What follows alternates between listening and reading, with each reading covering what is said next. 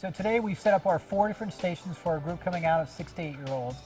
Our first station we have is a roll station, which is a putting station. We call our putter a roller because it rolls the ball. And so I'm going to bow down to the ball, I'm going to bend my knees and make an A with my body and a tall Y. So I'm just going to go to 7 o'clock to 5 o'clock. And that's how they're going to learn how to roll. Now we're going to go over to the chipping station. Everything is hit off the pad and it has an arrow, so it's very target focused. And there's a dot on the club face and a dot on the back of the ball. So we're going to put the dot to the dot. If we're having some difficulty, sometimes people will want to flick it. This is called a snag-o-matic, and it just fits right on top of the grip. And we're going to keep this against our forearm. And we're going to go 8 o'clock to 4 o'clock. And it keeps you in a nice position. You don't want them to flick. And you can use this for a regular club too. 8 o'clock to 4 o'clock, and that's how you make a nice chipping motion. Let's go over to the pitching station next. So I'm going to give you an example of this station. We're going to stand in a clock again, and I'm going to put my hands out, left thumb on the yellow dots, connect my right hand, right thumb on the red dots. We're going to bow down to the ball again, and once again we have a dot and a dot. And we're going to bend our knees and make an A with the body. Now we're going to put our target foot and our rear foot back, and we're going to tell them to swing to 9 o'clock and make an L. And then we're going to swing to 3 o'clock, and we're going to hold our Y, eye to the sky. So it's a great pitch motion, 9L, 3Y, eye to the sky. So you see my club in my arms is a Y and the eye to the sky. So you have new learners finishing right here on this shot.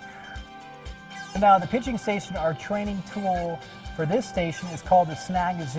And once again, you put your left thumb on the yellow dots, you connect your right hand, right thumb on the red dots. This tool is going to teach you how to set your hands. So we're going to show you how to go to 9 o'clock and make an L. When I make that L, I hear that sound. If I put it in the wrong position, so if I go up, or if I go over, there's no sound. So I'm going to learn how to go to 9 and make an L.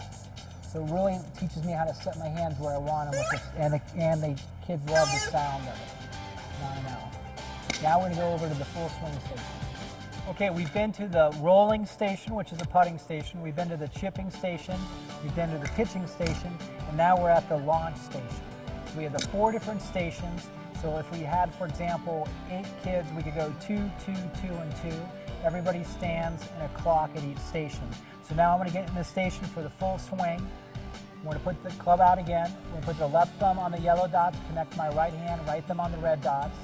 I'm going to bow down to the ball. I'm going to dot my dots next to each other. And then this one, I'm going to put my target foot forward and my rear foot back. And I'm going to tell them to go to 10 o'clock, and then we're going to swing to 2 o'clock. So we're going to 9 and then 10.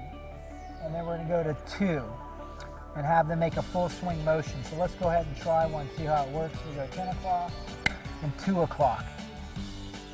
The training tool for here is called a snapper. And the snapper is left thumb on the yellow dots, right on red. And there's a couple different motions that we're going to teach them.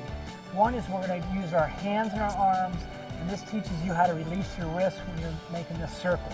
So it's a fun way to get people to loosen up their grip pressure. So if you're holding it too tight, you can't make the circle. Then we're going to make a full circle and have them actually do the whole motion. And notice now I'm using my shoulders and my arms and my wrists. So I'm starting to learn how to make a golf circle motion. Then I'm going to have them go back and forth, right knee to left knee, right knee to left knee. This is great for the younger kids and even the women, learning their balance again and learning how to make a circle going right foot to left foot. And then when I go to snap it, in order to get that snap, I've got to release my hands. If I'm holding it too tight, I can't make that snap. So it's great to add distance to someone who's having problems with their drives and things like that. If you'd like to learn more about Snag Golf, visit them online at snaggolf.com.